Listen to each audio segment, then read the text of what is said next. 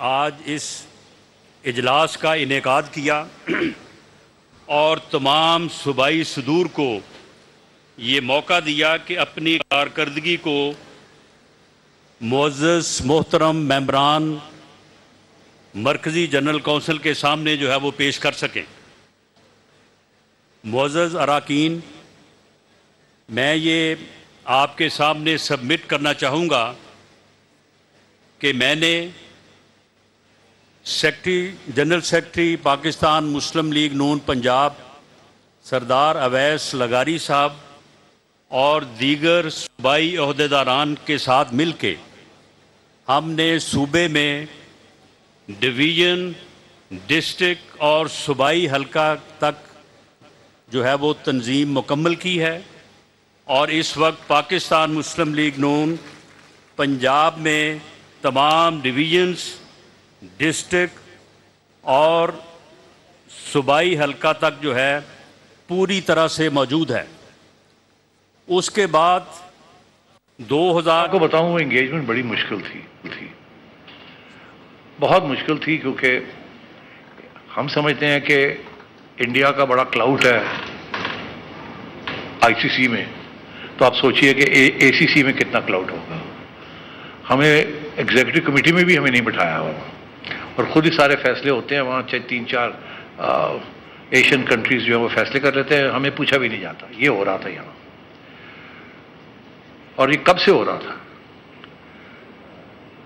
तो एक तो ये सारे इश्यूज को लेना था, खड़ा करना था, और फिर वो जो उनका फैसला था कि सारे का सारा एशिया क्रिकेट काउंसिल का जो एशिया कप है वो एक ही न्यूट्रल वेन्यू पे होगा, उसको भी फिर काउंटर करना था।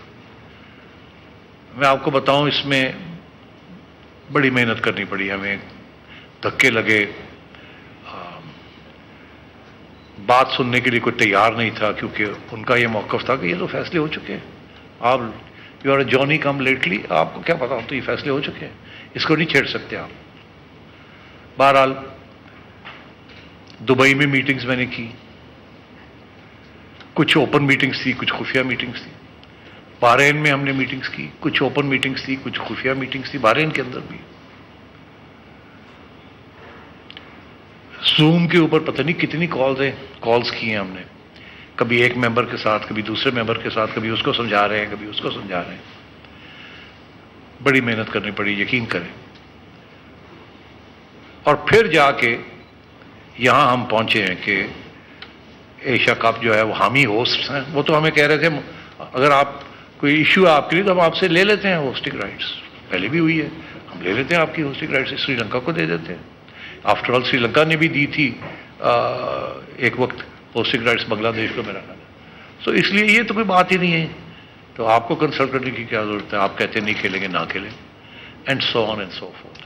बड़ी बुलंद बुलंद बातें करते थे, मुंह से आग बरसाते थे। आज उनका हाल ये है कि वो टीवी पे आते हैं, मीडिया पे आते हैं और कहते हैं कि जी मैं पिछले 3 दिन से कैद तन्हाई में था, तो लिहाजा अब पीटीआई को खुदा हाफिज, इमरान खान को अल्लाह हाफिज। अब हालत उनकी ये है, हालत ये है कि 10-10 दिन की, एक हफ्ते की कैद जो है वो उनसे बर्दाश्त नहीं हो रही, और वो सब जो है वो अपनी पार्टी को और इसे छोड़ के जो है वो भाग रहे हैं। जब यही फर्क है एक सियासी जमात में, सियासी लीडर में और सियासी कारकुन में। आप ये देखें कि हमारे कायद के ऊपर जब मुश्किल वक्त आया तो उन्होंने कोई इस किस्म की बातें नहीं की, उन्होंने सिर्फ एक ही बात की कि मैं अपने मामले को अपने रब पे छोड़ता हूं, मैं अल्लाह पे छोड़ता हूं। और आज देखें कि अल्लाह ने कैसा इंसाफ किया है, अल्लाह ने कैसा इंसाफ किया है कि मेरे कायद को भी और दूसरे कायदीन को भी जो जमात में यहाँ पे मौजूद हैं, उन सब को जो है वो सुरखरू किया है। और क्या कभी किसी ने पिछले 3.5 साल में, 4 साल में, या उससे पहले भी जब कभी पार्टी के ऊपर बुरा वक्त आया, कभी किसी ने इस किस्म की आवाज़ें सुनी थी?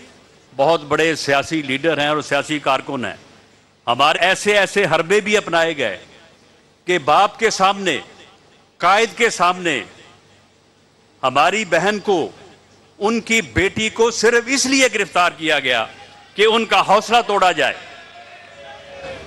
उनका हौसला तोड़ा जाए।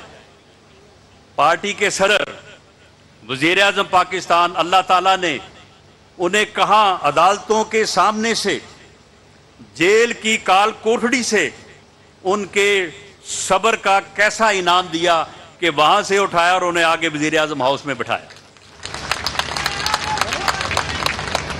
उनकी बेटियों को जो है वो अदालतों में बुलाया गया।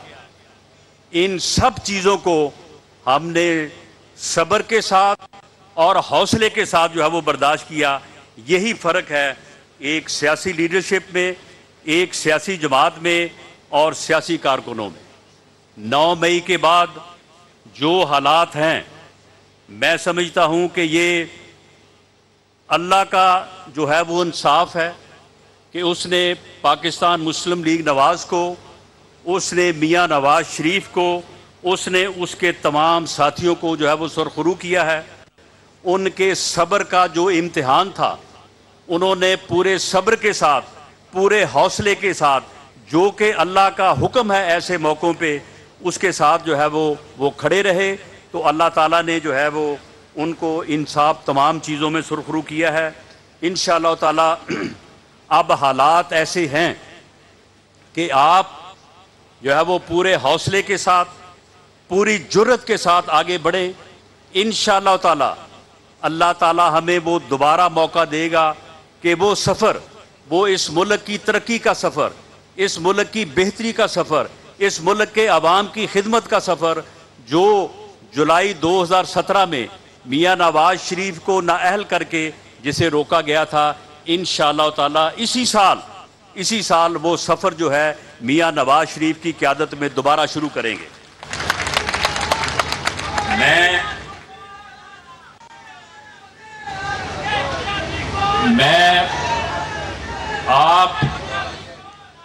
मैं आप मुअज़्ज़ज़ मोहतरम मेंबरान मरकज़ी जनरल कौंसिल पाकिस्तान मुस्लिम लीग नवाज की खिदमत में ये अर्ज़ करूँगा कि जो बेहतरीन सलाहियत के साथ, डिवोशन के साथ जो हो सका, वो पार्टी की खिदमत की है।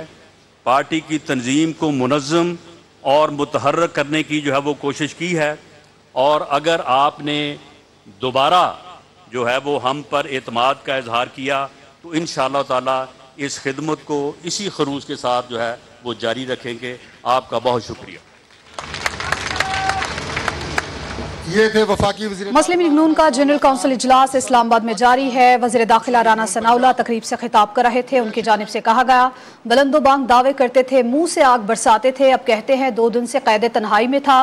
पीटीआई को खुदा हाफिज, चेयरमैन पीटीआई को अल्लाह हाफिज। हमारे कायद पर मुश्किल वक्त आया तो उन्होंने ऐसी बातें नहीं की। नवाज शरीफ ने कहा, अपना मामला अल्लाह पर छोड़ता हूँ।